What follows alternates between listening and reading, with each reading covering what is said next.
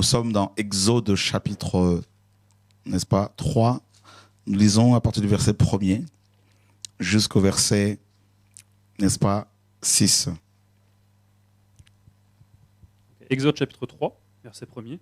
Moïse faisait paître le troupeau de Jéthro, son beau-père, sacrificateur de Madian, et il mena le troupeau derrière le désert et vint à la montagne de Dieu à Horeb.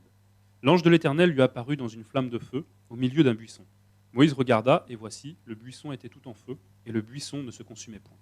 Moïse dit, « Je veux me détourner pour voir quelle est cette grande vision, et pourquoi le buisson ne se consume point. » L'Éternel vit qu'il se détournait pour voir, et Dieu l'appela du milieu du buisson et dit, « Moïse, Moïse !» Et il répondit, « Me voici. » Dieu dit, « N'approche pas d'ici, ôte tes souliers de tes pieds, car le lieu sur lequel tu te tiens est une terre sainte. » Et il ajouta, « Je suis le Dieu de ton père, le Dieu d'Abraham, le Dieu d'Isaac et le Dieu de Jacob. » Moïse se cacha le visage car il craignait de regarder Dieu.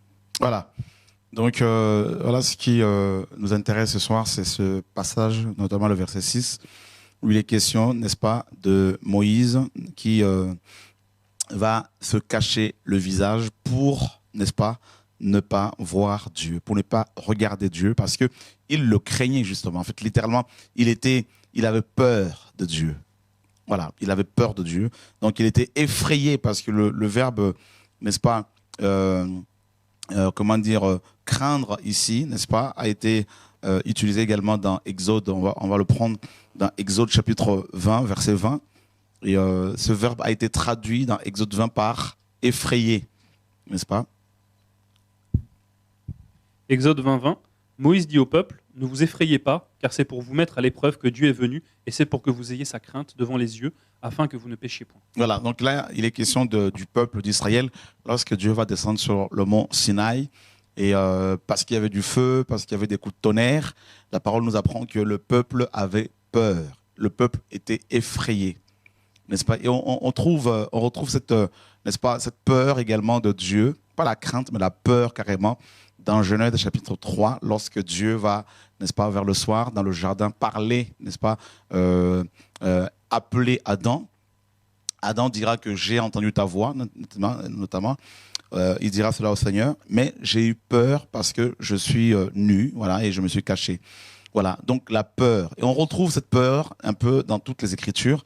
Et on la retrouve également dans Matthieu 17 également. Donc on va également aller lire cela. La peur, pourquoi, n'est-ce pas, ces hommes avaient-ils peur de Dieu? Voilà, donc nous sommes dans Matthieu 17, verset 6. Lorsqu'ils entendirent cette voix, les disciples tombèrent sur leurs faces et furent saisis d'une grande frayeur.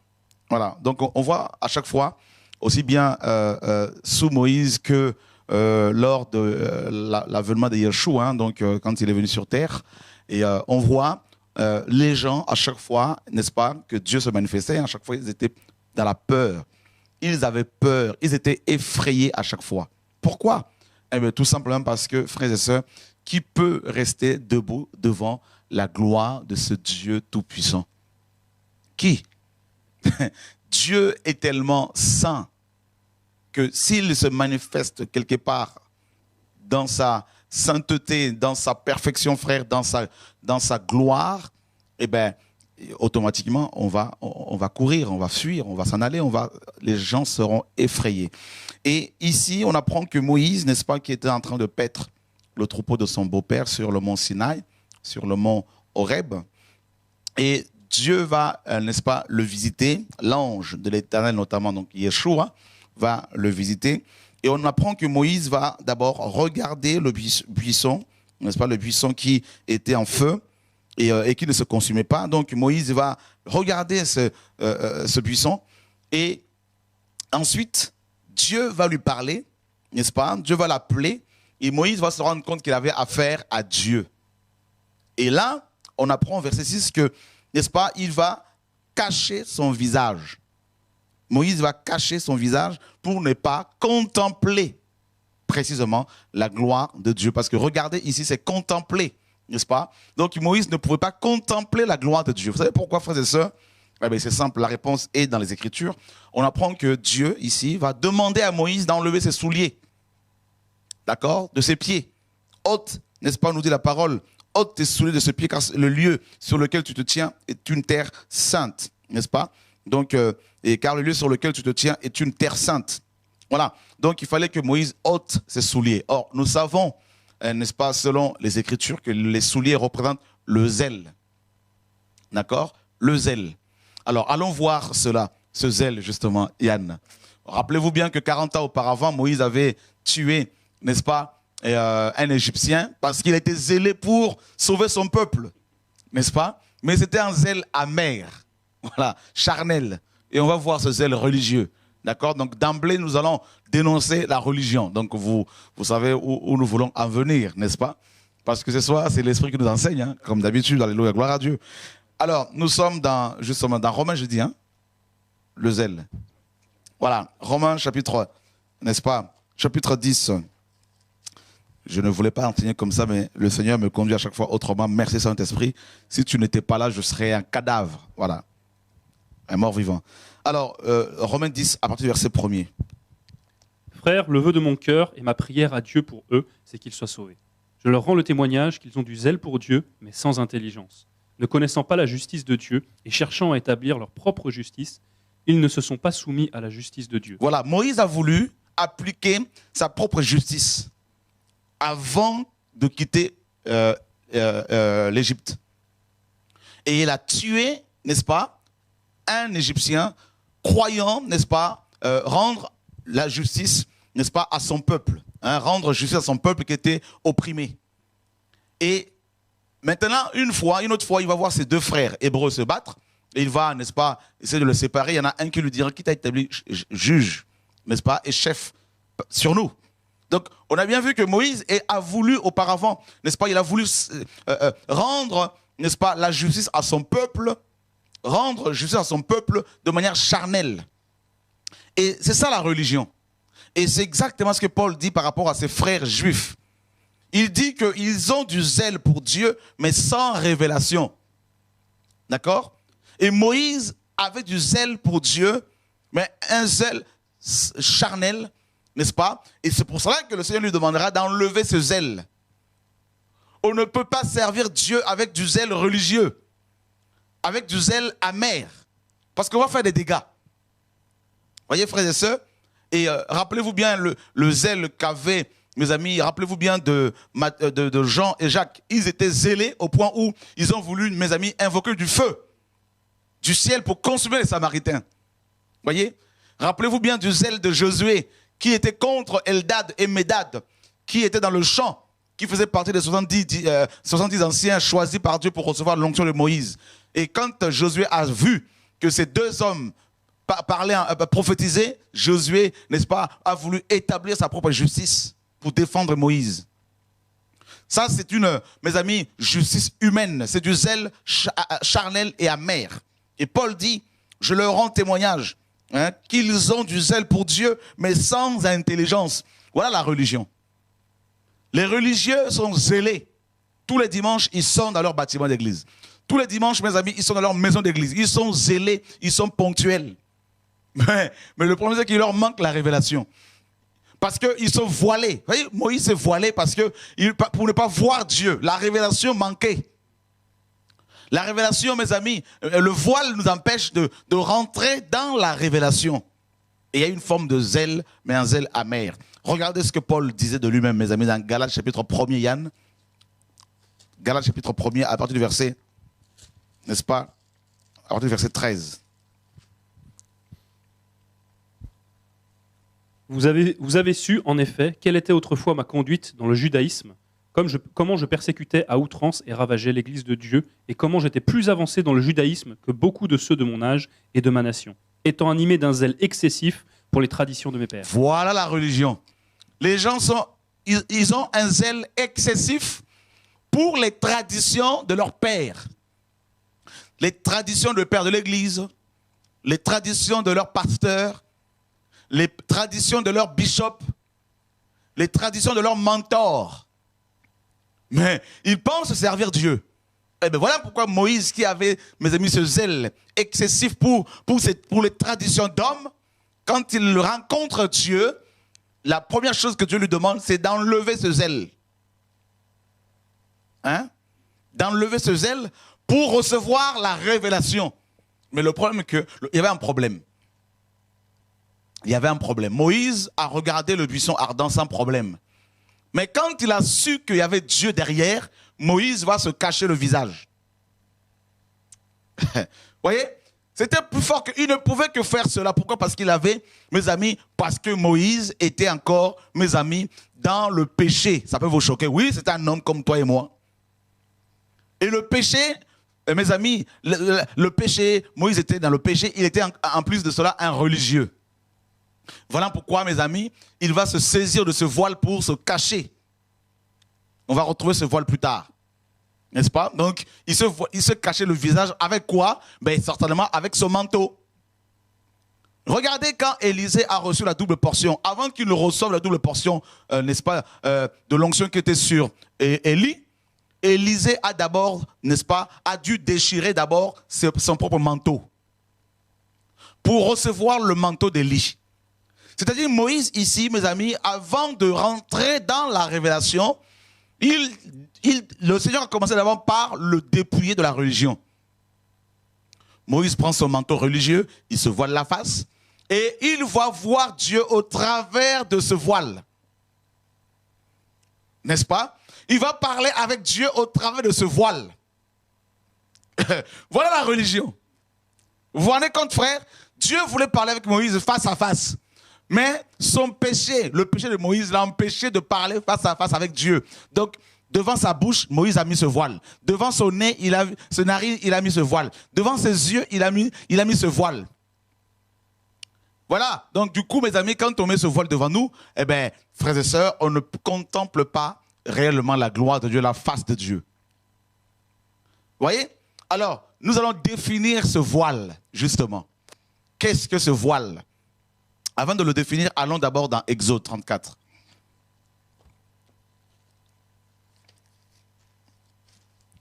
On sait que le voile, c'est la religion, mais le voile représente aussi d'autres choses. Donc, nous sommes dans Exode 34. Nous lisons, n'est-ce pas, à partir du verset 29 jusqu'au verset 35. Moïse descendit de la montagne de Sinaï, ayant les deux tables du témoignage dans sa main, en descendant de la montagne, et il ne savait pas que la peau de son visage rayonnait, parce qu'il avait parlé avec l'Éternel. Aaron et tous les enfants d'Israël regardaient Moïse, et voici, la peau de son visage rayonnait, et ils craignaient de s'approcher de lui. Moïse les appela. Aaron et tous les principaux de l'assemblée vinrent auprès de lui, et il leur parla. On continue. Après cela, tous les enfants d'Israël s'approchèrent, et il leur donna tous les ordres qu'il avait reçus de l'Éternel sur la montagne de Sinaï. Lorsque Moïse eut achevé de leur parler, il mit un voile sur son visage. Quand Moïse entrait devant l'Éternel pour lui parler, il ôtait le voile jusqu'à ce qu'il sorte. On continue. Et quand il sortait, il disait aux enfants d'Israël ce qui lui avait été ordonné. Les enfants d'Israël regardaient le visage de Moïse et voyaient que la peau de son visage rayonnait, et Moïse remettait le voile sur son visage jusqu'à ce qu'il entre pour parler avec l'Éternel. Alors tu te rends compte, Yann, dans Exode 3, la première fois que Dieu va parler à Moïse, parce qu'il était encore zélé charnellement, il va mettre ce voile pour ne pas contempler la face de Dieu. Donc de ce fait, à cause de cela, son visage à lui, à Moïse, ne pouvait pas briller. Parce que le voile, la religion, l'en empêchait. D'accord?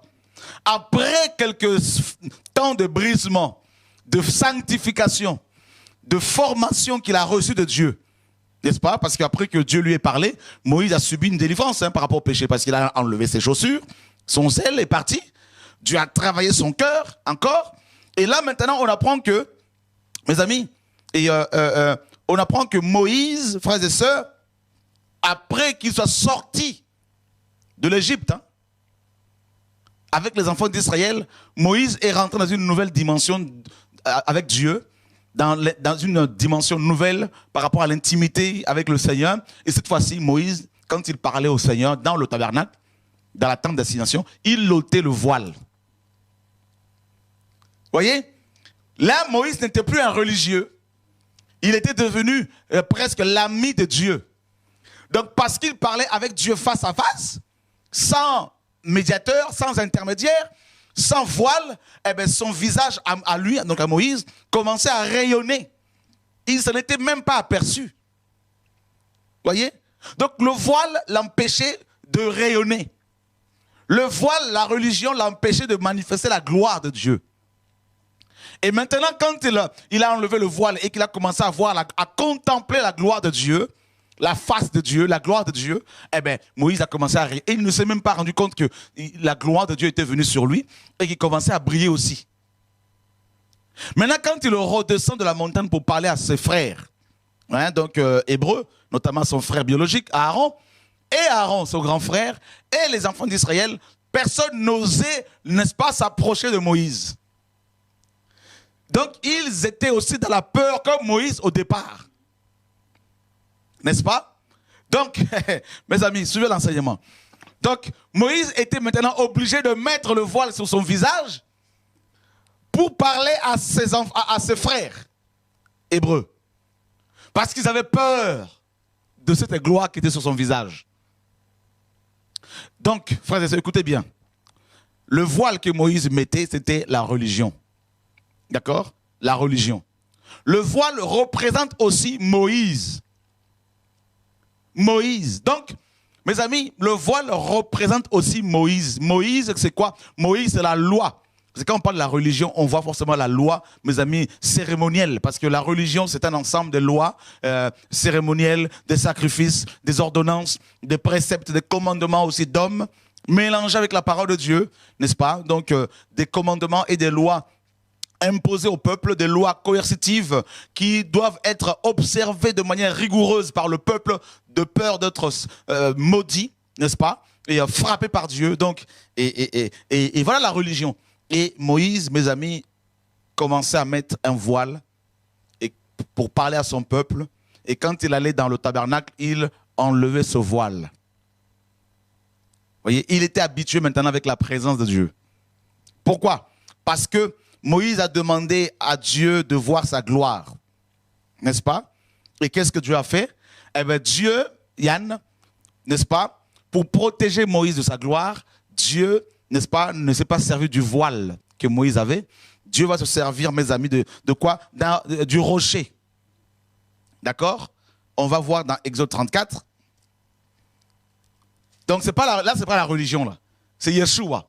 N'est-ce pas? Comme vous le savez, Exode 34, nous lisons, et à partir du verset 9.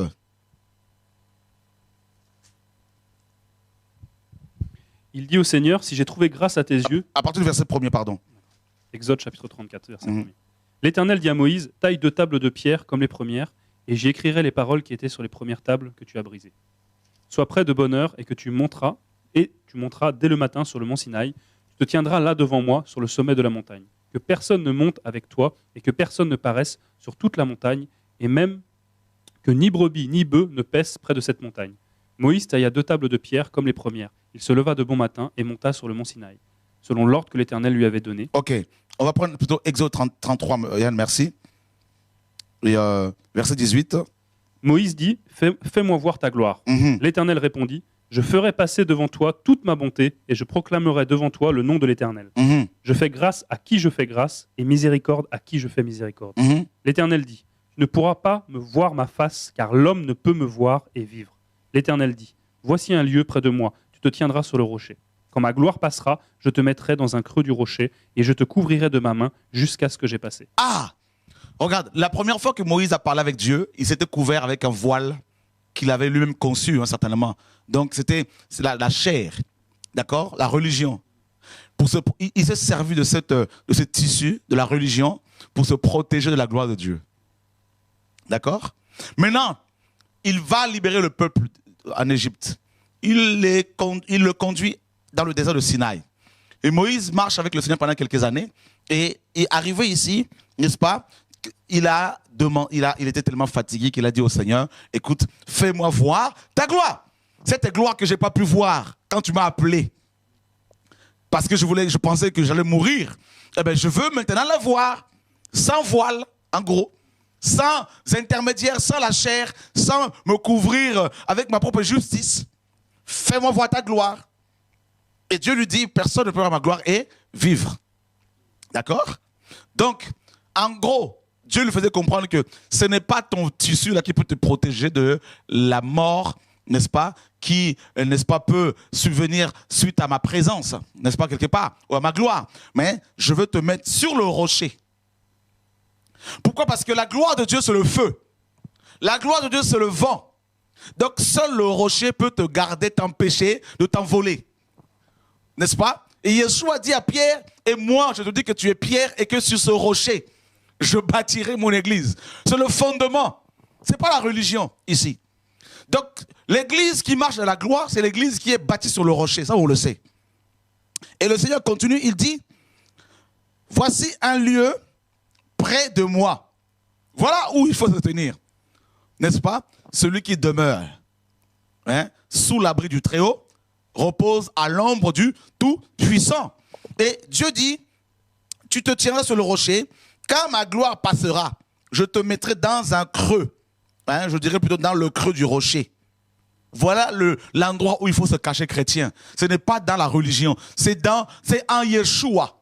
Dans le creux de sa main, et dans Jean 10, il dit, Yeshua, que celui que le Père tient dans sa main, personne ne peut le ravir, le sortir de là. Voyez? Et Moïse a réalisé, frères et sœurs, que dans le creux de la main de Yeshua, il peut contempler la gloire de Dieu sans mourir. Alléluia. Magnifique le Seigneur. Donc Moïse, mes amis, n'avait plus besoin de son tissu pour se protéger de la gloire de Dieu. Frères et sœurs, on nous a trompés pendant des années, on nous a enfermés dans la religion, dans les traditions d'hommes. Voilà pourquoi il n'y a pas la gloire du Seigneur, parce que si Dieu descend dans ces églises-là, tout le monde va mourir. Vous voyez? Alors, il faut sortir de ces églises pour vivre la gloire de Dieu, frères et sœurs. Vous devez chercher le creux du rocher pour vivre la gloire du Seigneur. Et Dieu dit, je te couvrirai de ma main jusqu'à ce que j'ai passé. Or, la main de Yeshua dit dans Matthieu 12, si c'est par le doigt de Dieu que je chasse les démons, le royaume de Dieu est donc venu jusqu'à vous. La main de Dieu, c'est le doigt de Dieu, c'est le Saint-Esprit. Voyez? Parce que la main de Dieu, c'est l'action. En hébreu, la main, yod, c'est l'action, c'est la puissance. Voyez? Donc, c'est l'Esprit de Dieu. Dieu ne fait rien sans envoyer son Esprit quelque part. Donc, l'Esprit de Dieu nous couvre. Et quand l'ange a été envoyé auprès de Marie pour lui dire que tu vas tomber enceinte, Marie pose la question, mais comment cela pourra-t-il se faire parce que je ne connais point d'homme? Et l'ange lui dit, l'Esprit de Dieu te couvrira. Vous voyez? Ce même esprit qui est en train de couver, mes amis, les os. L'Esprit de Dieu se mouvait au-dessus des eaux, comme une poule qui couvre, mes amis, qui couvre. Oh, alléluia, alléluia, alléluia, mes amis. Vous voyez, la poule, mes amis, va couver ses œufs pour leur transmettre la chaleur dont ils ont besoin, mes amis, pour le développement, mes amis, des poussins. Oh, Jesus Christ. Là, ce n'est pas la religion. L'Esprit de Dieu a couvert Moïse, mon frère Yann. Moïse était dans le creux du rocher, c'est Yeshua. Et il était couvert par la main de Dieu, c'est le Saint-Esprit. Donc vous voyez, frères et sœurs, et c'est là-dedans qu'il a vu la gloire de Dieu. Mais Aaron n'était pas dans le creux du rocher. Les enfants d'Israël n'étaient pas dans le creux du rocher. Donc vous voyez, frère, Moïse n'a plus eu besoin de son voile pour se protéger contre Dieu. Mais il en a eu besoin pour protéger les autres de la gloire de Dieu.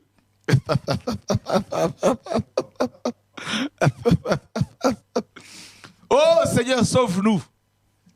Sauve-nous. Le voile, c'est d'abord la religion. Et deuxièmement, le voile, c'est Moïse, donc la loi cérémonielle. Et troisièmement, le voile, c'est, mes amis, c'est l'homme. L'homme, c'est-à-dire le corps de l'homme, la chair. Donc le voile, c'est la religion. Le voile, c'est Moïse, la loi. Le voile, c'est l'homme, la chair. Allons voir, mes amis, la parole du Seigneur. Allons voir la parole du Seigneur, frères et sœurs. Nous sommes dans Nombre, chapitre 4. J'espère que Dieu est en train de nous aider ce soir. Est en train de vous aider. Nombre 4, juste le verset 5.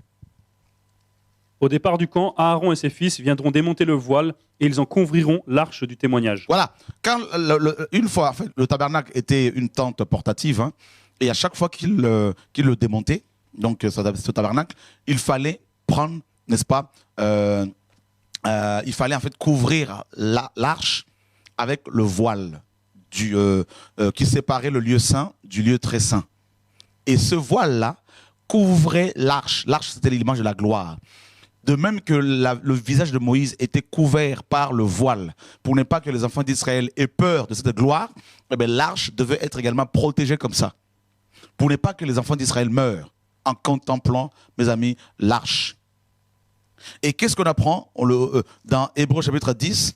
On apprend quelque chose de très important, donc, par rapport à ce voile justement. Hébreux 10, versets 19 à 20. Ainsi donc, frères, nous avons au moyen du sang de Jésus une libre entrée dans le sanctuaire par la route nouvelle et vivante qu'il a inaugurée pour nous au travers du voile, c'est-à-dire de sa chair. Voilà. Donc on apprend ici que le voile était la chair de Yeshua. Donc le voile, littéralement, était Jésus-Christ homme, dans lequel habitait Jésus-Christ Dieu. Emmanuel, voilà, mes amis, le voile. Emmanuel, Dieu parmi nous. C'est-à-dire, Dieu a pris la forme humaine, n'est-ce pas? Donc une enveloppe charnelle pour, n'est-ce pas, qui va contenir cette gloire-là, la chair humaine, l'enveloppe humaine, qui va contenir la gloire, c'est-à-dire Emmanuel, pour ne pas justement que les hommes meurent.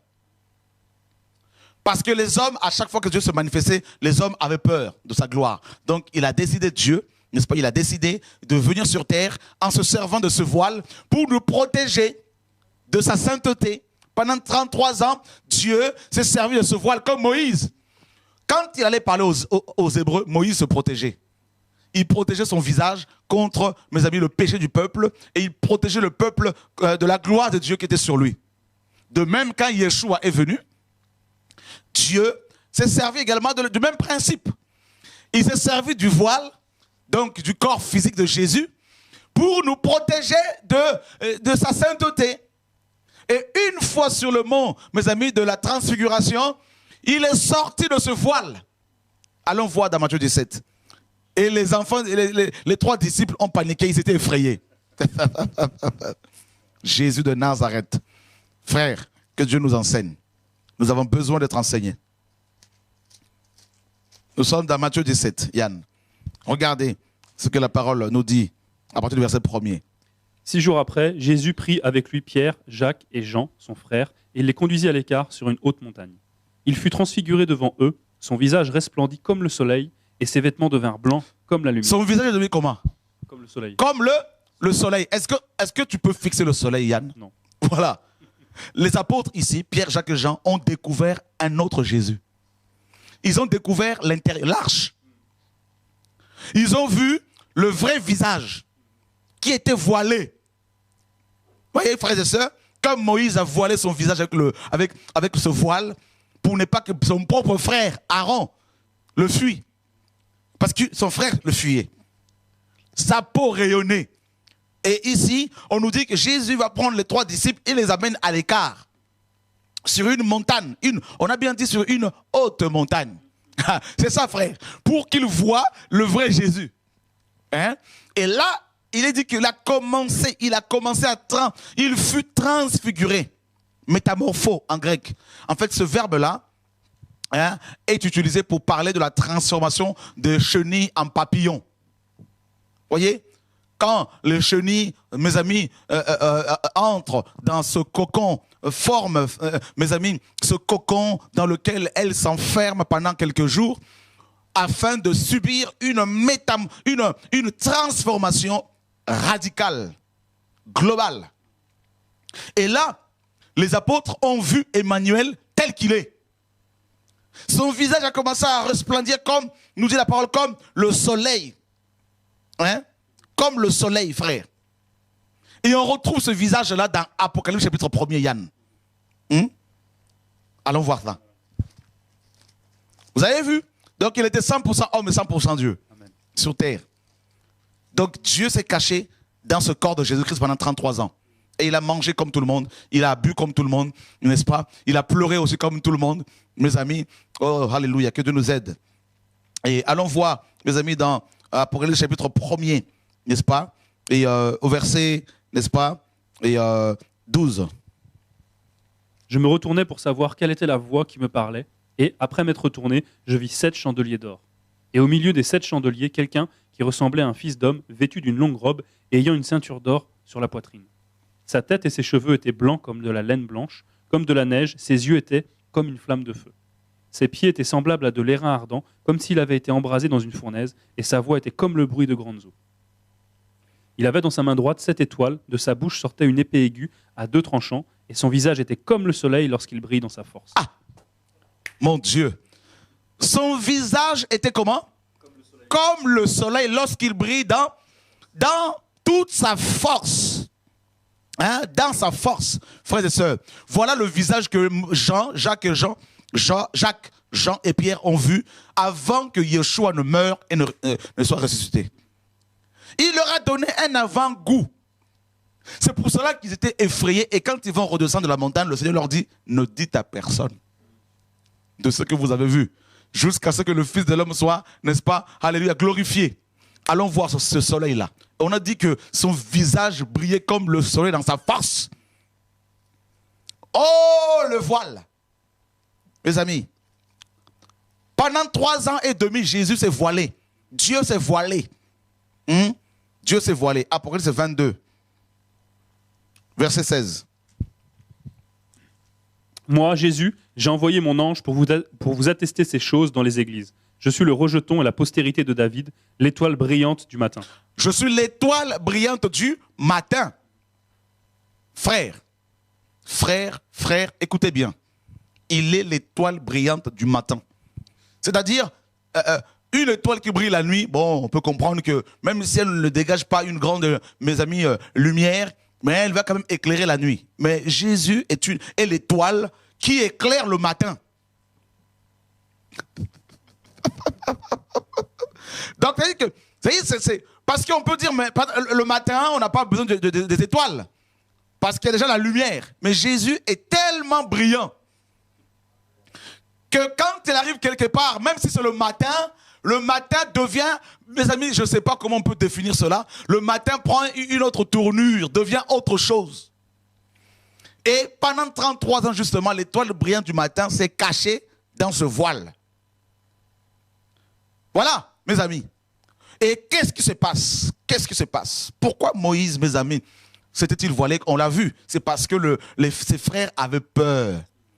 Avaient peur. C'est ça la religion. Dans la religion, il y a la peur. Dans la religion, il y a la peur parce que la peur, mes amis, a pour racine le péché. La désobéissance. Voyez? La peur. La peur. Et Dieu dit, mes amis, alléluia, allons voir dans la parole.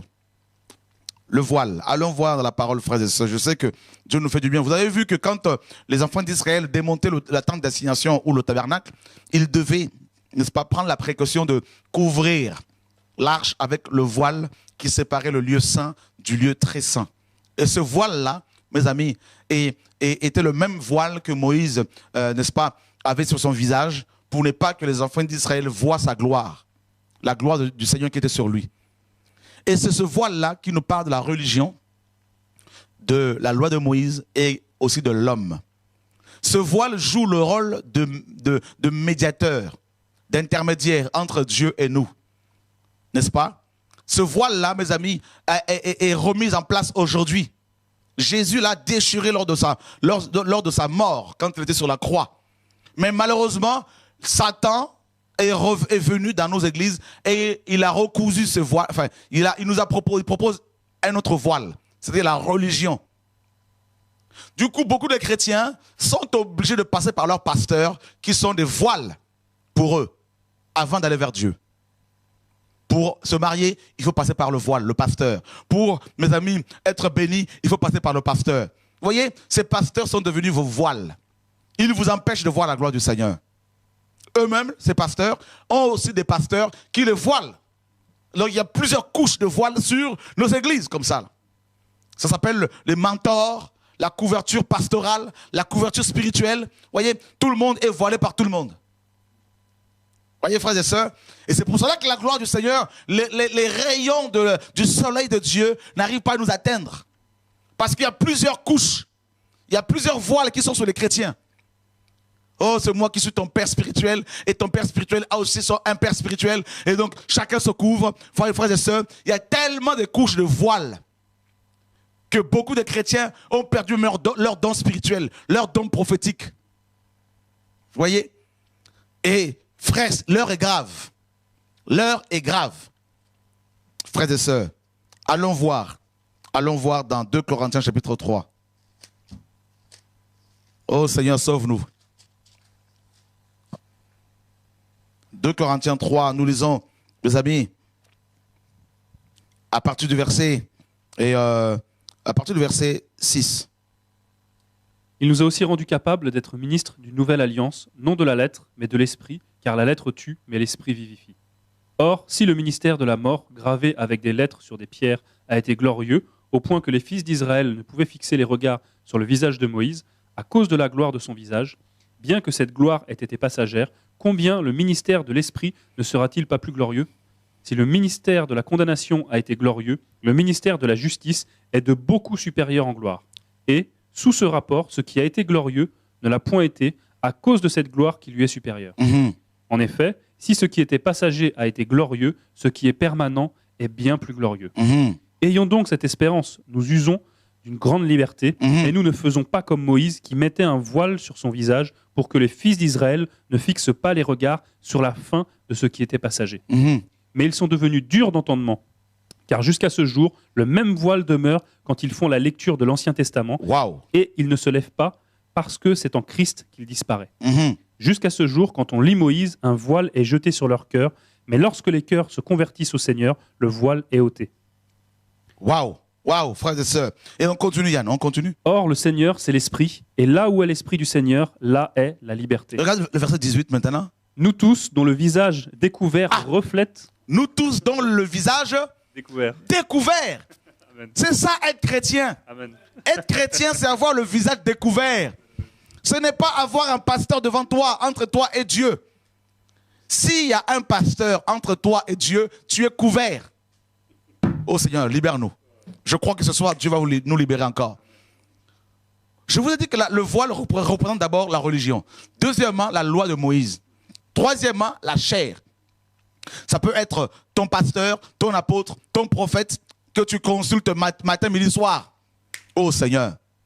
Et Paul dit ici que nous tous, nous chrétiens, les vrais chrétiens, leurs visages sont, n'est-ce pas, découverts. Nous tous dont le visage découvert reflète la gloire du Seigneur. Reflète la gloire du Seigneur. La gloire du Seigneur. Comme Moïse. Amen. Jesus Christ. Jesus Christ. Alléluia. Alléluia.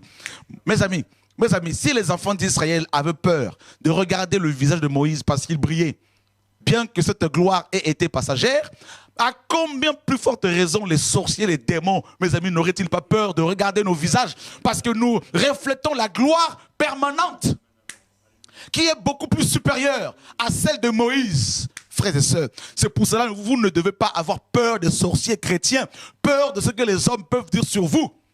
Parce que la gloire qui est sur vous, frère, alléluia, Jesus Christ, alléluia. Vous comprenez pourquoi les démons, mes amis, me balancent des pierres, me balancent des bibles, me balancent des chaussures, des chaises. Parce qu'ils ont peur de la gloire. Alléluia, Gonta Laïcha, alléluia, Gonta Marakashika. C'est-à-dire, là, le parler en langue, c'est pour vous dire que Dieu est grand. Voilà l'interprétation, frères et sœurs. Oh non, mais c'est magnifique. Ça, je voulais même pas. Ça, je suis excité au fond de moi, frères et sœurs.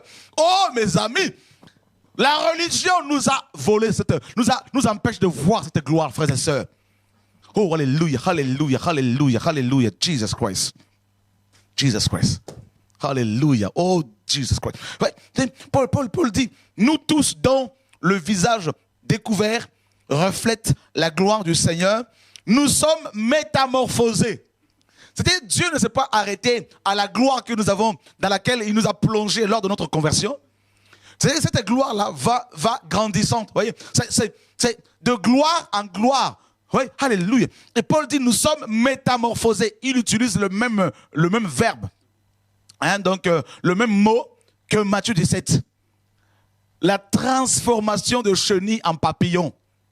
Ça veut dire que si hier tu étais une chenille, tu marchais sur terre, tu étais terrestre. Aujourd'hui, tu es devenu un papillon. C'est-à-dire tu es devenu un aigle. Tu n'es plus, tu voles dans les hauteurs. Tu loges dans les hauteurs, dans le creux des rochers, comme l'aigle royal. Tu n'es plus terrestre pour t'occuper des choses de ce monde. Tu ne dois plus te préoccuper par rapport à ton lendemain, parce que tu n'es plus terrestre. Tu es devenu l'aigle royal parce que oh my God, alléluia. Mes amis, nous sommes transformés en la même image, de gloire en gloire, par l'Esprit du Seigneur, l'Esprit qui avait couvert Moïse, frères et sœurs. Oh non, non, la religion, mes amis, nous a fait beaucoup de mal. On nous a tellement fait croire que sans les pasteurs, on ne peut pas avancer. Sans les apôtres, on ne peut pas avancer. Sans les bishops, on ne peut pas avancer. Pour comprendre la Bible, il faut absolument aller voir un pasteur. Frère, oh que Dieu nous aide.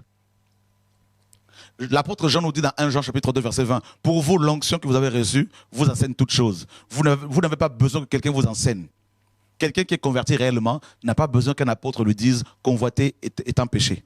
Non, l'Esprit en lui dira. Voyez frères et sœurs, et cela n'exclut pas les enseignements que les autres ministères peuvent lui apporter, mais l'Esprit lui donne l'essentiel. Waouh! Et l'apôtre Paul dit, nous ne faisons pas comme Moïse qui mettait un voile sur son visage pour, n'est-ce pas, pour que les fils d'Israël ne fixent pas le regard sur la fin de ceux qui étaient passagers. Moïse mettait ce voile-là pour ne pas que les enfants d'Israël le fixent. Parce que Moïse lui-même, Yann, voulait que les enfants d'Israël aient le regard fixé sur la gloire permanente. Yeshua, n'est-ce pas, qui a la gloire éternelle. Mais qu'est-ce qui se passe dans nos églises aujourd'hui? La plupart de nos pasteurs, mes amis, sont devenus des voiles pour beaucoup de chrétiens. La religion aujourd'hui qui est mise en place par Satan, la Babylone la Grande, est devenue un voile qui étouffe les ministères. Beaucoup de pasteurs, à cause de leur omniprésence dans les assemblées, ils étouffent les dons, les ministères et les grâces que le Seigneur a données à son peuple. Voilà pourquoi dans ces bâtiments d'église, beaucoup de chrétiens sont étouffés. Ils n'ont même pas le droit de poser des questions. Ils sont gavés, excusez-moi, comme des oies. Donc gavés pendant des années avec toutes sortes d'enseignements, de formations bibliques qu'ils ont reçues. Mais pour faire quoi? Pour rester assis. Pour rester assis. Voilà nos églises, la religion. Le voile. Voyez frère, le voile. Et les gens, mes amis, sont voilés. Les gens ne voient pas plus loin. Et l'apôtre Paul dit, n'est-ce pas? Car il dit qu'ils sont devenus durs. Ils sont devenus durs d'entendement. Quand bien même Dieu, mes amis, leur enverrait des prophètes pour leur parler. Ses serviteurs, ses servantes, ces chrétiens religieux voilés n'écoutent même plus. Ils ne sont pas à l'écoute. Et la parole nous dit, frères et sœurs, que car jusqu'à ce jour, le même voile demeure quand ils font la lecture de l'Ancienne Alliance. Regardez dans la majorité des églises, c'est l'Ancien Testament qui est prêché. Beaucoup de pasteurs sont restés sur l'Ancien Testament. Bah oui, frère. Ils vous enseignent, ils vous disent que Moïse, Josué a servi Moïse. Voilà pourquoi vous devez les servir. Que Élisée a servi Élie. Voilà pourquoi il faut les servir. Ils sont restés sur l'Ancienne Alliance. Et ils ont oublié que dans la Nouvelle Alliance, nous sommes tous serviteurs les uns des autres. Vous voyez, frères et sœurs, c'est grave. Et ils vont mettre l'accent sur la construction de leur bâtiment qu'ils appellent temple. Et ils ont oublié que nous sommes, nous, le temple du Saint-Esprit. Ils ont remplacé le Shabbat par le dimanche.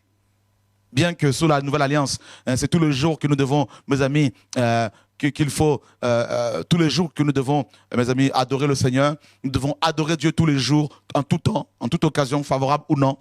Proclamer la parole, comme Paul le dit. Ils ont mis en place la dîme, comme sous Moïse. Voyez? Donc du coup, le voile est venu sur les chrétiens. Et il vous dit, il y en a qui vont jusqu'à dire aux chrétiens qu'ils sont, eux, les pasteurs, les seuls sacrificateurs. Que ce sont eux, les Lévites. Voyez, ils ont recousu le voile de Moïse. Et ils ont mis ça sur eux-mêmes et sur vous. Il y en a qui vont juste quand même, mes amis, à se faire ordonner, consacrer au ministère comme les prêtres, comme les sacrificateurs sous Moïse, avec de l'huile.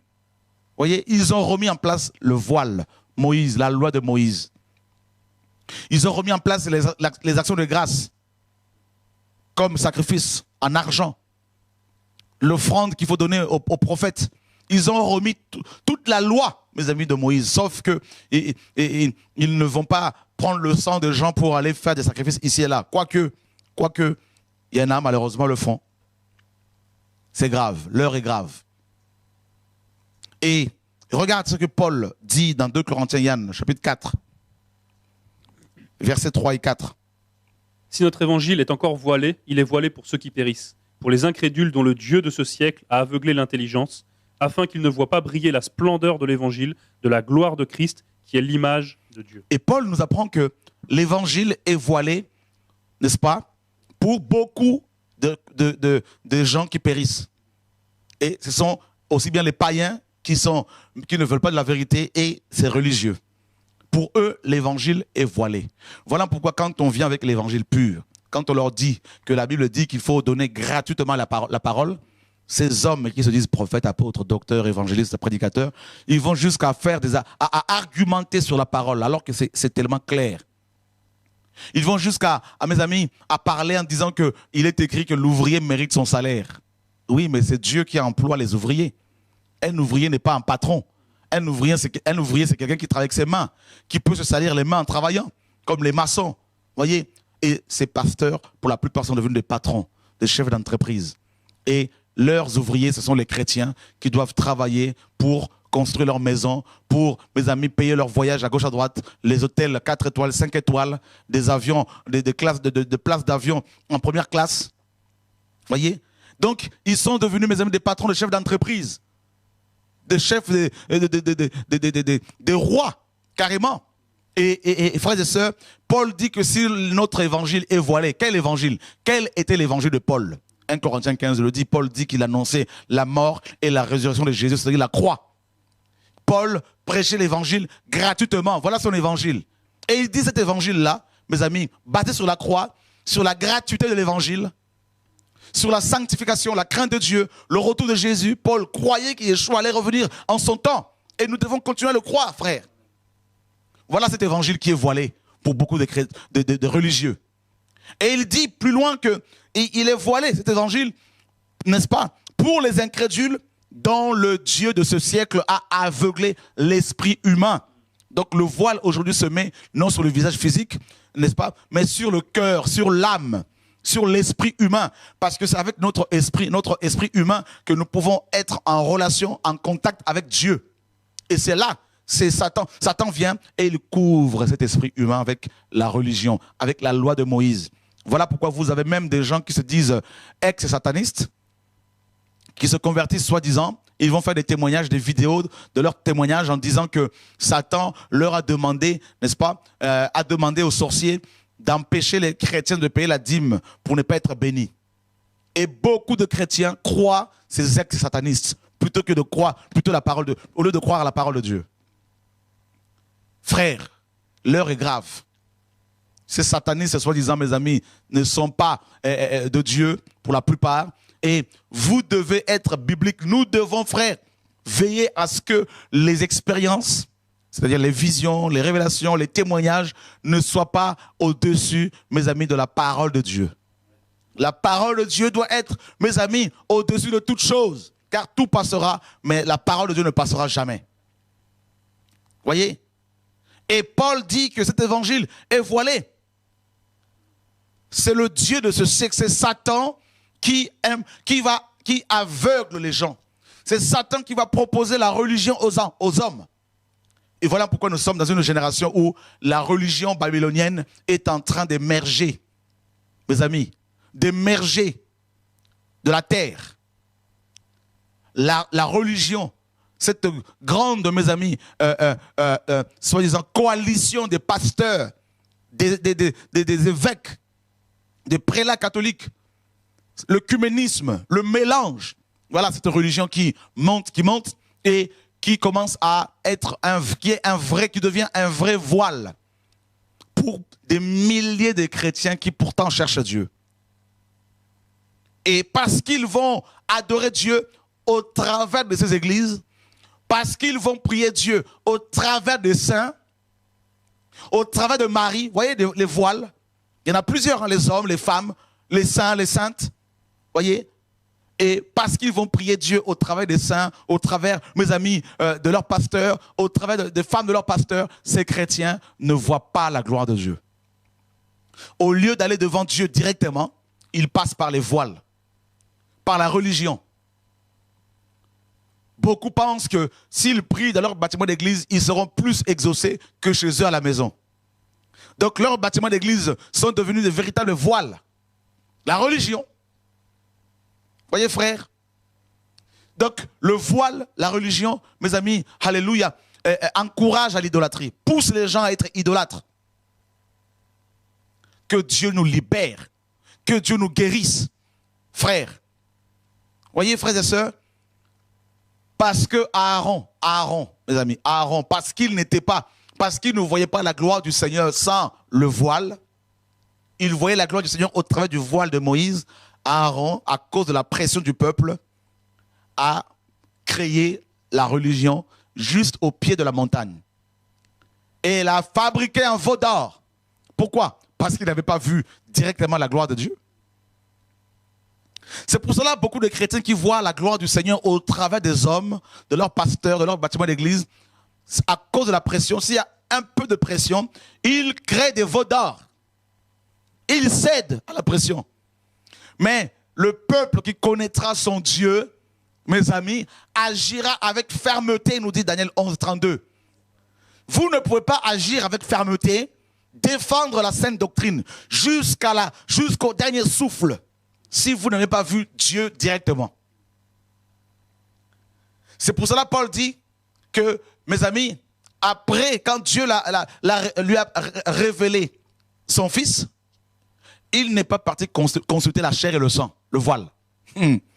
Paul a enlevé son voile. Vous voyez frère, Paul a laissé Gamaliel, le voile qu'il avait. Il dit, hein, lorsqu'il a plu à celui qui m'avait mis à part dès le sein de ma mère, de révéler en moi son Fils afin que je l'annonce parmi les païens, Paul dit, aussitôt, je n'ai pas été consulté, je ne suis pas allé consulter, mes amis, ceux qui étaient apôtres avant moi. Paul n'a pas voulu prendre Pierre, Jacques et Jean comme des voiles. Donc il ne faut pas non plus me prendre comme votre voile. Parce que je vais toujours le déchirer. Oh frère Chora, Dieu t'a dit quoi sur moi? Rien. Dieu t'a dit, va méditer la parole de Dieu. Oh frère, tu n'as pas une parole pour moi? Ben, j'ai une parole pour toi. Eh ben, c'est dans la Bible. Prends la Bible. Il y a plusieurs paroles pour toi, mon frère, ma soeur. Voilà. Parce qu'on a pris les hommes comme des voiles. Voilà pourquoi il y a les abus sexuels, les abus financiers, les amis, abus de pouvoir. Il est temps maintenant que nous déchirions nous-mêmes nos voiles. Alléluia. Que ta chair qui devient... Vous savez, je vais vous dire une chose, Yann. La chair de l'homme est le voile de l'esprit humain. Voilà pourquoi Paul dit dans 1 Corinthiens 9, je traite durement mon corps et je le tiens assujetti. Voyez? Parce que notre esprit humain est emprisonné par la chair. C'est pour cela que Yeshua disait, l'esprit est bien disposé, mais la chair est faible. Parce que la chair, c'est le voile. Voyez? Et maintenant, Jésus, pour libérer, mes amis, pour nous libérer de ce voile, il est venu prendre le même voile.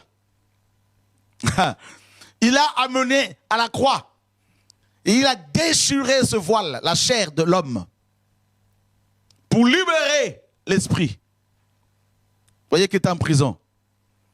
Et, frères et sœurs, quand il a crié, Père, pardonne-leur, il y a eu, mes amis, en fait, le voile du temple s'est déchiré de haut en bas. Donc, pour te libérer de ton voile, de ta chair, de ton pasteur, de ton église, de ta dénomination, pasteur, pour te libérer de là, il y a une seule solution, c'est la croix. Dieu, Yann, a trouvé la seule solution que Dieu a trouvée pour libérer l'homme de la chair, après la chute d'Adam et Ève, c'est la croix. Parce qu'avant que Adam ne tombe dans le péché, Adam, sa chair était soumise à son esprit. Mais quand il a péché, son esprit s'est soumis à sa chair, à son âme. C'est pour cela Paul dit dans Galates, la chair a des désirs contraires à ceux de l'esprit. Et l'esprit en a aussi des contraires à ceux de la chair et ils sont opposés. Il y a une opposition. Voilà pourquoi parfois tu as envie de prier. En même temps, d'un côté tu veux prier, de l'autre tu veux manger. D'un côté tu veux prier, de l'autre tu veux dormir. Il y a cette lutte incessante. Voilà. Mais c'est ça. Voilà. Ton voile te dit, ta chair, ne prie pas, ne mange pas. Et en plus de ton voile, ta chair, il y a aussi ton pasteur qui se rajoute. Il y a aussi le bâtiment de ton église qui se rajoute. Hein? Oh, que Dieu nous... Il y a aussi la loi qu'on t'a fait croire. La loi de la dîme. La loi de dimanche, comme était le jour du Seigneur. La loi de la bénédiction nuptiale. Comme quoi c'est ton pasteur qui doit bénir ton mariage. Alors que ce n'est même pas biblique. Tout ça là, c'est devenu des voiles, des couches sur toi. Hein? Et avec un autre voile que tu as aux États-Unis, ton père spirituel qui te couvre là-bas. Là. Alors maintenant, si tu veux être libéré pasteur, mon frère, prophétesse, prophète, la solution c'est la croix. La croix. La croix, c'est le dépouillement. Dieu va enlever ta peau, le voile. Et on ne veut pas de ça, on résiste. Ah non, laisse-moi mon voile, laisse-moi mon voile. Ah non, il ne faut pas donner l'autonomie, il ne faut pas donner l'autonomie. Dieu veut enlever ton voile pour voir plus loin. Dieu dit à Abraham, hein? Dieu dit à Abraham, sépare-toi avec Lot. Lot signifie voile. Hein? Tant que Abraham était avec Lot, il ne voyait pas plus loin.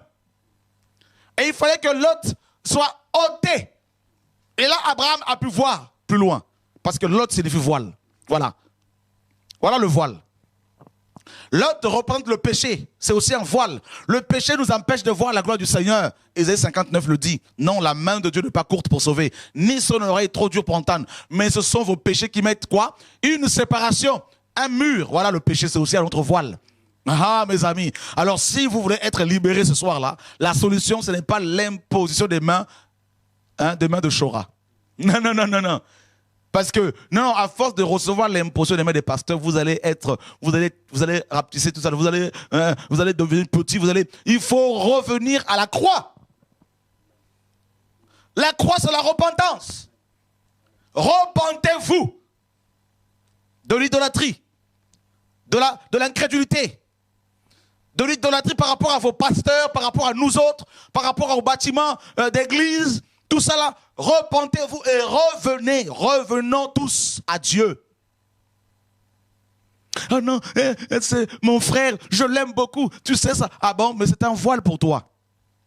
Il est devenu un boulet, il t'empêche d'aller plus loin.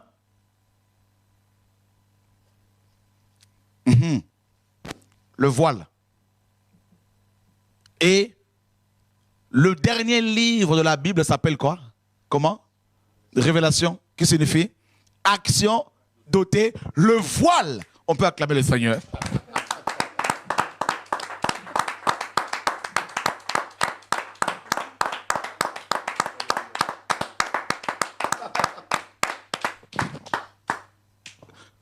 Vous savez pourquoi? Parce que le premier livre de la Bible, hein, on voit Dieu caché. Dieu était un mystère. Caché de toute éternité. Yeshua était un mystère. Quand Manoach pose la question, n'est-ce pas, à l'ange de l'Éternel, quel est ton nom? L'ange a répondu dans Juge 13, mon nom est un mystère. Voyez?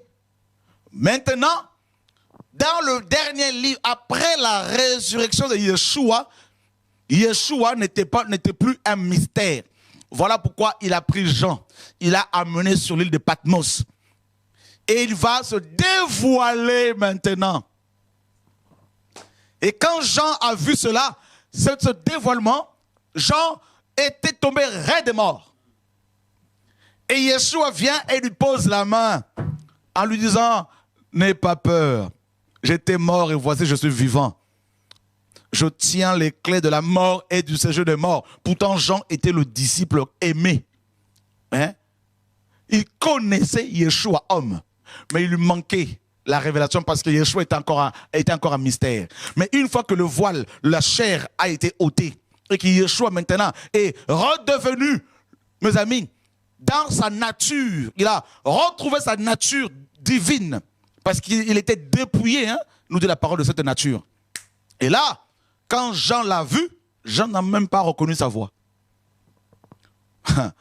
Parce que cette voix, il l'avait jamais entendue. Voilà pourquoi le livre d'Apocalypse commence par révélation de Jésus-Christ. Vous voyez? C'est pas la religion. Dans le livre d'Apocalypse, on ne voit pas les religieux. On voit l'épouse. Qui est dans l'intimité de l'époux. Qui parle avec l'époux face à face.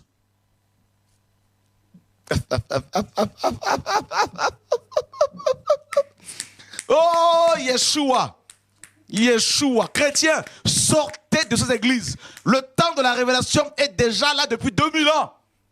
On a été voilé par le catholicisme romain.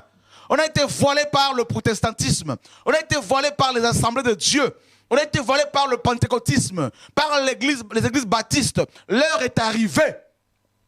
Frères et sœurs, depuis 2000 ans, ce n'est pas aujourd'hui. Maintenant, Dieu, de nouveau, mes amis, envoie sa parole afin que les chrétiens entrent dans l'Apocalypse. Action d'ôter le voile. Apocalypsis en grec, qui vient du verbe apocalypto. Apocalypto qui veut dire, frères et sœurs, dévoilement, dévoiler, manifestation, apparition. Oh mes amis, oh mes amis. C'est quand un homme est avec sa femme dans l'intimité, l'homme, mes amis, ne va pas garder ses vêtements. L'homme va se dévoiler. Alléluia. L'intimité, hein, le lieu secret. C'est ça l'Apocalypse. C'est le Jésus des évangiles et le Jésus de l'Apocalypse, mes amis, c'est deux natures différentes. Dans les évangiles, on voit Jésus-Christ homme qui pouvait dire, vous pouvez faire plus que moi. Ça, c'est Jésus-Christ homme. Mais dans le livre d'Apocalypse, on voit Jésus-Christ Dieu. Là, il ne peut pas dire que vous pouvez faire plus que moi. Parce que personne ne peut faire plus que Dieu. Alléluia. Oh mes amis. Alléluia. Parce que Dieu nous a créés. Nous ne sommes pas des créateurs, frère. Non. Il n'y a que lui seul. Oh my God. Frère. Non, non, non, non, non. Le Jésus d'Apocalypse, frère. Non, non, non, non, non, non, non, non, non. C'est le Jésus dévoilé. C'est le Dieu tout-puissant. C'est celui que j'annonce. Mon bien-aimé, mon amour, mon doudou d'amour. Le Yeshua, le Dieu d'Abraham. Oh my God, oh my God, oh my God. Oh my God. Frère, regardez ses yeux. C'est des flammes de feu. Regardez ses cheveux. La description de Yeshua dans le premier chapitre d'Apocalypse, frère. Non. Non. Ah non. Non, non, non, non, non, non, non. C'est le Jésus qui tient les clés de la mort et du séjour des morts. Mes amis, toi tu peux faire comme lui. Moi je peux faire comme lui. Tenir les clés de la mort et du séjour des morts. Ah non. Frère Yeshua, Mantaraka, Mandabalata, Makashaka. Le Jésus d'Apocalypse ne meurt pas. Hein? Le Jésus de l'évangile, des évangiles, c'est son humanité. Le Fils de l'homme. Le Fils de Dieu. Mais ici, là, c'est le Dieu tout-puissant. Hein? Qui se révèle. Il dit, j'ai envoyé mon ange. Allons voir ça, allons voir ça, allons voir ça. Allons voir ça, allons voir ça, ça là, ça. C'est pas la religion. Enfin, sortez de la religion chrétienne. Oh, alléluia, oh, alléluia, alléluia, alléluia. Non, c'est trop fort. Hein? C'est trop fort. Apocalypse. Alléluia. Mon Dieu, mon Dieu, mon Dieu, mon Dieu. Alléluia, alléluia. Jesus Christ. Alléluia. Apocalypse. Je sais que vous aimez l'évangile. Alléluia. Waouh. Regardez ce que la parole nous dit dans l'Apocalypse, mes amis. Chapitre 22.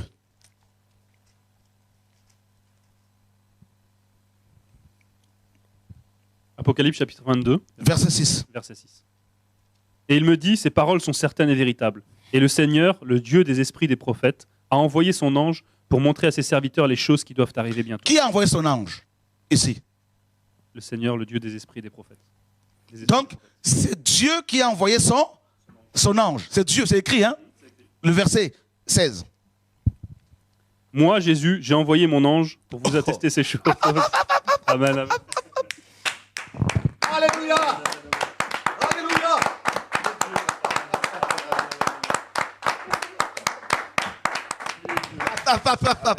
Il est Dieu. Aïe, aïe, aïe, aïe, aïe, aïe, aïe, aïe, aïe, aïe.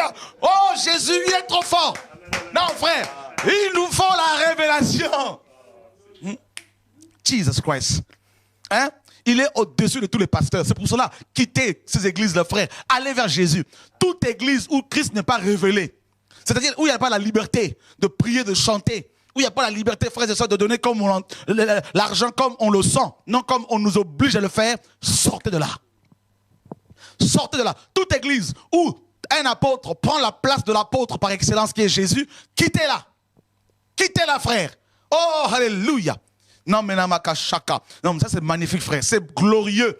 Jésus de Nazareth, le Dieu tout-puissant, frère, n'est plus voilé. Donc, si dans une église, vous ne voyez pas Jésus, dans un bâtiment d'église ou dans une maison d'église, s'il n'y a pas Jésus, s'il est encore voilé, prenez vos jambes à vos coups, à votre cou.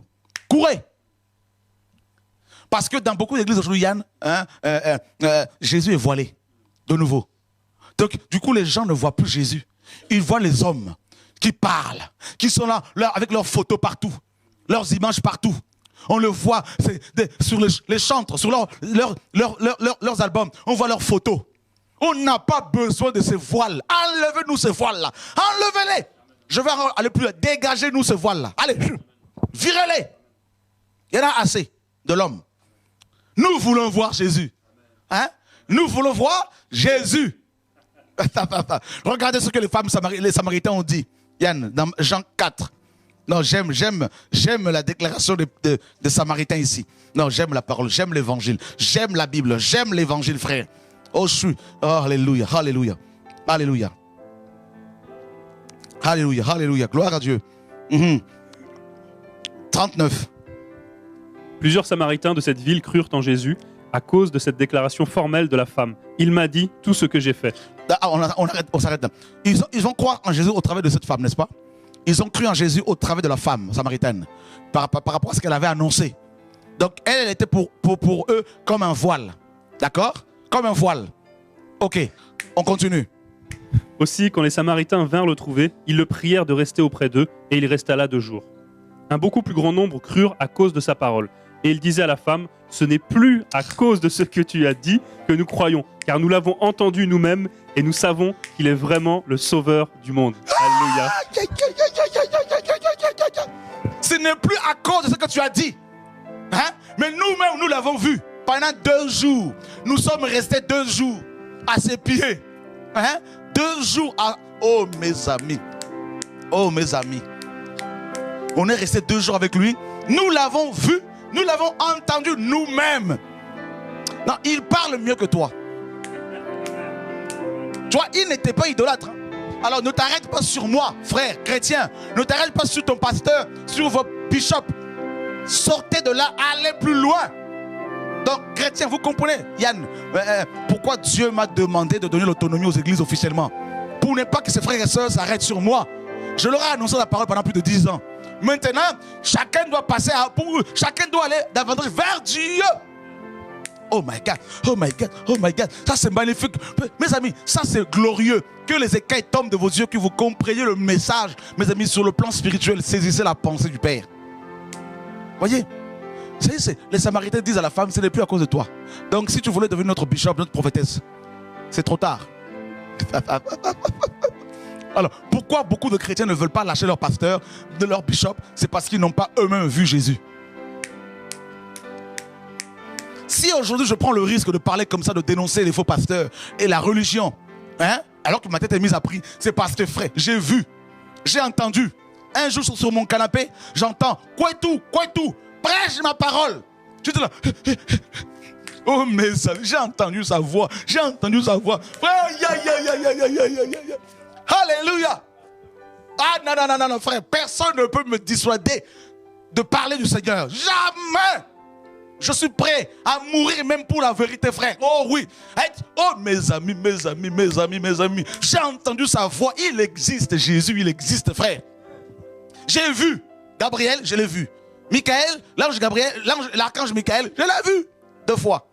Donc, on ne peut pas me dire le contraire, frère. Les guérisons, je le vois. Les conversions, je le vois. Les sorciers qui se convertissent, je le vois. Frère, mon oreille avait entendu, mais maintenant mes yeux le voient. Amen. Alléluia. Oh, ce n'est pas la religion chrétienne. Sortez de la religion. La religion, mes amis, sent mauvais. La religion, mes amis, alléluia. La religion est nauséabonde. La religion, mes amis, te tue. Sors de là. Jesus. Viens dans le creux. Dans le creux. Dans le creux de la main de Yeshua. S'il te tient, personne ne peut te ravir de là. Personne. Oh, mes amis. Alléluia. J'étais en Martinique. Pendant que je dormais, j'ai eu une vision. Et j'ai vu une foule de gens qui chantaient ce chant, ce cantique qui passe. Je crois que ça passe en direct là. Voilà. Ils chantaient ce cantique. Il est exalté. J'étais là, étonné. Je me disais, qu'est-ce qui se passe? Et on était tous ravis vers le ciel. Et j'ai vu un grand soleil qui était, mes amis, qui éclairait le monde entier. Et dessus, il y avait écrit Jésus-Christ de Nazareth. Et j'ai vu des anges descendre du ciel comme des flèches sur terre. Du ciel sur terre pour aller chercher les âmes. Oh chrétien, non, j'ai vu. Je vois, grâce au Seigneur. Vous voyez, Balaam a dit, je suis l'homme qui voit. C'est pas l'orgueil, frère. J'ai vu. Les apôtres ont dit, nous ne pouvons pas ne pas parler des choses que nous avons vues et entendues. Oh non, hey, Jésus, il est trop fort, mes amis. Non. La religion, j'en veux plus. La religion, j'en veux plus. Ça pue, ça sent mauvais. La religion, ça enferme les gens. La religion, ça brise les foyers. La religion, ça casse les mariages. La religion, ça mène à l'incrédulité. La religion, mes amis, nous tue. Mais Jésus est la vie. Il est la vie, frère. Oh, que le voile tombe de vos yeux. Vous allez découvrir vos dons. Vous allez découvrir que sans vos pasteurs, vous pouvez prier pour les malades et Dieu le guérir. Alléluia, Dieu peut le guérir. Frères et sœurs, au nom de Yeshua. C'est ça le réveil. Quand les chrétiens comprennent, mes amis, réalisent qu'ils sont enfants de Dieu, quand ils découvrent leur identité en Christ et leur position dans le royaume de Dieu, là c'est le réveil qui commence. Voyez frère, alléluia, gloire à Dieu.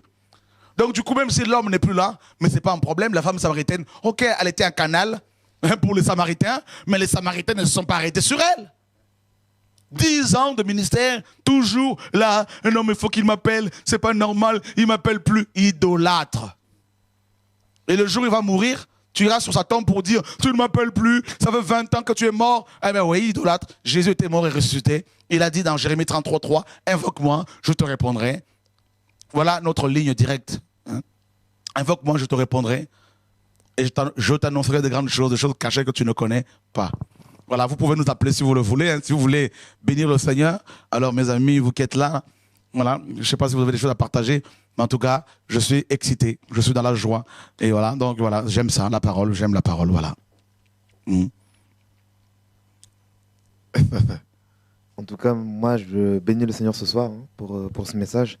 Parce que ça nous aide à comprendre que, bon, en fait, en Christ, il y a, la religion, elle tombe. Et le passage de Matthieu 17 que tu as pris, je pense qu'il est assez clair. Je pense qu'il y a beaucoup d'enseignements à en tirer.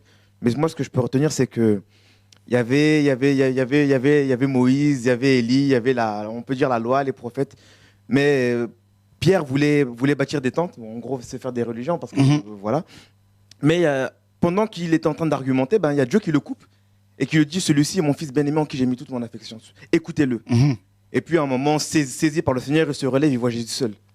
Et c'est là où on se rend compte que oui, il y a la loi, oui, il peut y avoir les prophètes, mais celui qu'il faut suivre, c'est Jésus. Donc en Christ, la religion tombe et c'est Christ qu'il faut suivre. Pierre a voulu construire 3 tentes. Il s'est improvisé, n'est-ce pas, bâtisseur de tentes alors qu'il était pêcheur de métier. Et tout ça parce que l'homme a tendance à se scléroser, à se sédentariser. Et puis, bâtissons-nous une tour et une ville. Donc la tour aura le sommet, donc tellement haut qu'il touchera le ciel. Non, frère, sortons de ces choses-là. Sortons de ça. Sortons, vivons autre chose. Courons après la carrière qui nous est ouverte. Cherchons à vivre le Seigneur. L'eunuque éthiopien a été baptisé par Philippe. Est-ce qu'il s'est arrêté sur Philippe? Non. Est-ce qu'il a dit que non, Philippe, t'es mon père spirituel, s'il te plaît? Est-ce qu'il ne faut pas m'abandonner, s'il te plaît? Je suis encore un bébé après 15 ans de formation. Mais il faut arrêter, frère. Il faut arrêter, il faut passer à autre chose. Il faut grandir. Alléluia. Voilà, j'aime bien cette déclaration de Samaritain quand même. Hein. Donc, nous croyons en lui, non parce que tu nous l'as dit. Pourtant, avant, c'est écrit qu'ils ont cru en Jésus parce que la femme leur avait parlé. Et là, maintenant, quand ils ont entendu Yeshua, ils ont compris que la femme ne devait pas être un espace entre eux et Jésus. Et c'est ce que beaucoup de gens, malheureusement, font dans leurs églises. Ils ont mis leur pasteur entre eux et Jésus. Tout ce qu'ils font, il faut qu'ils aillent voir leur pasteur. Tout. Et c'est grave. Ils ne sont même plus capables d'exhorter sans aller voir leur pasteur. Tout ce qu'ils font. Ils veulent créer une entreprise, il faut qu'ils aillent voir leur pasteur. Ils veulent se marier, mes amis, il faut que leur pasteur choisisse. Ils veulent tout tourne autour du pasteur. Du coup, les pasteurs sont devenus des dieux, carrément des églises. Et c'est pour cela que ces chrétiens, s'ils ne se repentent pas, s'ils meurent comme ça, c'est l'enfer. C'est l'enfer. Et si ces pasteurs ne prêchent pas la vérité, n'envoient pas les gens vers Dieu, eh ben, ils vont mourir et également et ils risquent l'enfer. Voilà. Donc, frères et sœurs, on n'a pas besoin de voile. Marie, mère de Jésus-Christ, homme, est devenue, depuis le concile d'Éphèse en 431, est devenue un voile pour beaucoup de catholiques. Ils passent par Marie avant d'aller vers Dieu. Hein? Donc, c'est grave. Il passe par Marie pour aller vers Dieu, alors que la parole nous dit dans 1 Timothée 2,5, il y a un seul Dieu et aussi un seul médiateur entre Dieu et les hommes, Jésus-Christ homme. Voilà, c'est la parole en fait. Donc voilà. Allô? Oui, bonsoir à tous. Bonsoir. Soyez bénis, encore plus bénis. En fait, j'appelle de Paris. En fait, ça me touche beaucoup les paroles que vous parlez ce soir. En fait, moi, ça me touche. Je vais vous expliquer pourquoi. Parce qu'en fait, moi, je sors de la religion musulmane. Mes parents sont musulmans, j'ai grandi dans l'islam. Et quand j'ai découvert, j'ai une révélation en fait. J'ai une vision, j'ai vu un moment de détresse. Je pleurais beaucoup, je demandais à Dieu que personne ne choisisse sa religion. Et je priais, je demandais à Dieu, mais on choisit pas, on est chrétien, on est bouddhiste, on est musulman. J'ai dit, mais c'est quoi vraiment le chemin qui mène à toi? Mon Dieu, s'il te plaît, purifie-moi, montre-moi le chemin. Et les musulmans, on a l'habitude de se mettre à genoux pour prier. Et j'étais comme ça, il y a comme une force qui m'a levée pour me relever. Et j'ai vu une lumière qui m'éblouissait. Quelque chose que c'est pas dans le monde, quoi. Et j'ai vu une croix qui se formait sous mes yeux. Et j'ai l'impression que je rêvais. J'ai essayé d'ouvrir mes yeux. Quand j'ouvre mes yeux, je vois toujours la croix qui apparaît. Je ferme les yeux, la croix apparaît toujours. Bon, j'ai essayé de plus forcer. Donc, avant ça, j'ai essayé de même mettre de l'eau sur mon visage pour essayer d'effacer ça. Et j'ai vu que ça continuait. Donc, je me suis dit, bon, je vais regarder. Et je voyais que ça se formait. C'était comme un spectacle. J'ai dit que c'est comme si c'était en 3D. C'était tellement beau, c'est magnifique. J'ai même vu une couronne d'épines. Au début, j'ai pas fait attention parce que comme j'étais dans la religion musulmane surtout, donc c'est après quand j'ai parlé autour de moi des gens chrétiens que je connaissais, et je sais, bon, à l'école aussi on parle des couronnes d'épines, tout ça, et j'ai commencé à vouloir, j'en ai parlé à une copine qui me parlait souvent de Jésus, c'est par rapport à elle que j'ai eu le doute de demander à Dieu, et quand elle m'a dit il faudrait que tu lises la Bible pour découvrir, pour savoir. Parce que je ne me posais pas une question. J'ai dit, mais alors Mahomet, c'est qui? Quand même, je crois à Mahomet, c'est bizarre. Plein de questions. Et quand j'ai lu la Bible, je vois qu'il n'y a pas de religion. La religion, ça n'existe pas. Que c'est Jésus, que c'est la vie. Que Jésus, c'est la vie.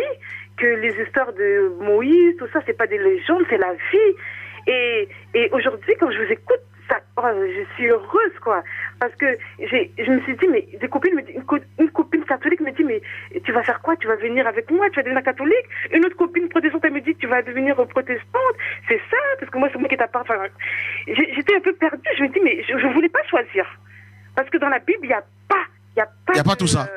Il n'y a pas de, voilà, il y a pas de dénomination, il n'y a pas, Oh Seigneur. il y a pas ça. Et franchement, quand je vous écoute, oh, j'ai les larmes aux yeux, ça me touche. Et puis, même la dîme, quand je lisais, mais je me dis, mais à un moment, j'ai forcé, ma copine me dit, il faut vraiment aller à l'église. J'allais à l'église, je voyais les gens payer la dîme, mais j'arrivais pas, je payais pas la dîme, j'arrivais pas. Je me disais, mais la dîme, je vois pas. Je vois qu'il n'y a pas de limitation, on doit donner plus que la dîme, plus que 10%, quoi. Oh Seigneur. Et non, ça me touche trop, quoi. J'ai l'impression que je me dis, mais alors, les chrétiens, il y a des gens qui sont chrétiens depuis 15 ans, depuis 20 ans, mais pourquoi moi, je suis un peu à l'écart? Peut-être c'est moi qui ai un problème, je comprenais pas. Tellement de choses que je comprenais pas, mais... Parce qu'ils sont voilés et Ouais. leur dénomination catholique, pentecôtiste, baptiste, presbytérienne, méthodiste, protestant sont devenus des voiles. Et ils lisent la Bible comme nous, mais malheureusement, ils la lisent au travers de leurs lunettes dénominationnelles.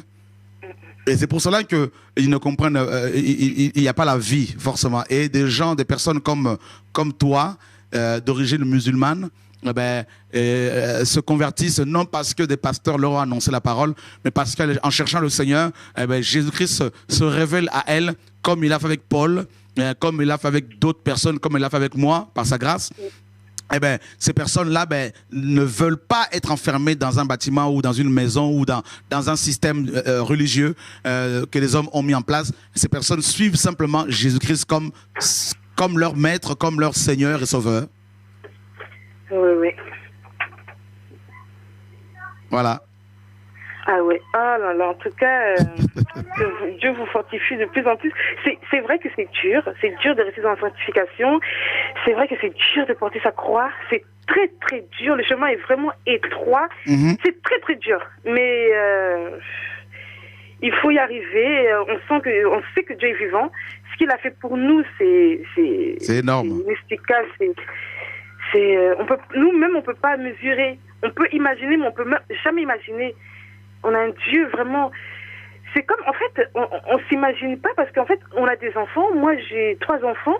En fait, on est capable de faire des choses pour nos enfants, des grandes choses pour nos enfants. Mais on s'imagine pas que notre Créateur, c'est lui qui nous a donné cet amour qu'on a à donner à nos enfants. Mais on s'imagine pas que Dieu, c'est lui qui nous a donné cet amour-là. Mais pourquoi on s'imagine pas que lui peut avoir cet amour aussi grand, plus grand, quoi. Parce que ça appartient à lui, cet amour. Donc, pourquoi les gens doutent qu'il peut faire ça pour... Oh là là, j'ai chaud au cœur, quoi. Ça me touche beaucoup. Parce que je me rappelle qu'en fait, j'étais mariée avec un musulman. J'étais mariée musulman. Comme lui, bon, il n'a pas supporté. Et il m'appelait son cousin qui a une femme qui est présidente des femmes musulmanes pour me parler, pour me faire changer, tout ça. Et je sais pas comment expliquer. Pour eux, ils se disent, mais comment Dieu, dans sa grandeur, Dieu qui a besoin de personne, Dieu qui est Dieu, comment il peut venir en tant qu'homme, se rabaisser et nous sauver?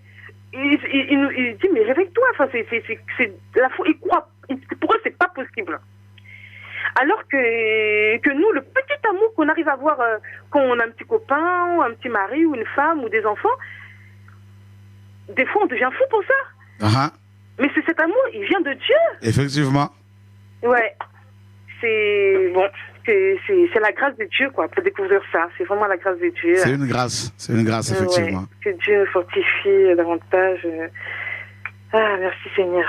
Amen. En tout cas, bonne continuation avec ton Jésus. Et ne laisse personne t'enfermer dans un système religieux. Dans le système religieux. Merci.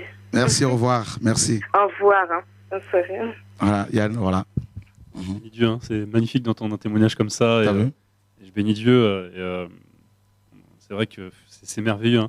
Quand les gens rencontrent réellement Jésus, et c'est ça aussi peut-être le piège, ce que j'aime bien aussi dans le passage de Jean chapitre 4 que le Seigneur nous a donné ce soir, c'est le fait que cette femme samaritaine, les personnes sont allées plus loin qu'elle. Et en fait, c'est tout simplement prêcher l'évangile. L'évangile, c'est une bonne nouvelle. Et trop de gens gardent cette bonne nouvelle pour eux. Ils la reçoivent, mais après, ils la communiquent plus. Et eux-mêmes deviennent un voile pour les autres. Une fois qu'on a reçu la vraie bonne nouvelle, on peut pas la garder pour nous, c'est pas possible. Il n'y a plus la timidité. Mais voilà, on a envie de partager ça avec nos familles, Alors des fois c'est un peu compliqué, c'est vrai, mais on prie pour ça et puis c'est en nous en fait. Et trop de gens la gardent pour eux aussi. Là, c'est véritablement, ce passage, je me rends compte, c'est véritablement la prédication de l'évangile. Ce que la bonne nouvelle fait dans la vie des gens, et c'est Jésus. Venez voir un homme qui m'a tout dit. Voilà. Elle n'a pas dit venez voir mon ministère. Voilà. Venez voir mon album. Venez voir mon livre. Venez voir mon site internet. Mais venez voir un homme qui m'a tout dit. Ne serait-ce pas le Christ? Et remarquez que la femme samaritaine, Yann, n'a pas gardé ces gens pour elle. Hein. Restez ici, n'allez pas le voir. C'est moi qui veux. Hein, c'est moi qui je parlerai de vous à Jésus. Et puis, tout ce qu'il me dira, je vous le dirai. Voilà, c'est ça. N'est-ce pas? Non. Elle les a amenés vers le Seigneur. Amen. Et elle les a laissés là, avec le Seigneur. Et elle a poursuivi son chemin. C'est ça l'évangile. Pas gagner les âmes pour leur dire, ce sont mes brebis. Ah bon, pasteur? Toi, tu es mort à la croix quand pour ces brebis-là? Le Seigneur a dit, mes brebis entendent ma voix. Mais vous dites que ce sont vos brebis? Est-ce que c'est vous qui avez versé votre sang pour ces brebis? Oh, il casse mon église. Ah bon, c'est une église? Jésus a dit, je bâtirai mon église. Il n'y en a qu'une église, l'église de Jésus. Longtemps je marchais dans ce monde, loin de toi, comme un aveugle. Mais tu as conservé mon âme. Et tes yeux étaient toujours sur moi, Jésus, conseiller. Tu m'as enseigné quel chemin prendre et tu n'as pas permis. Et tu n'as pas permis que mes pieds fussent ébranlés. car tu es un abri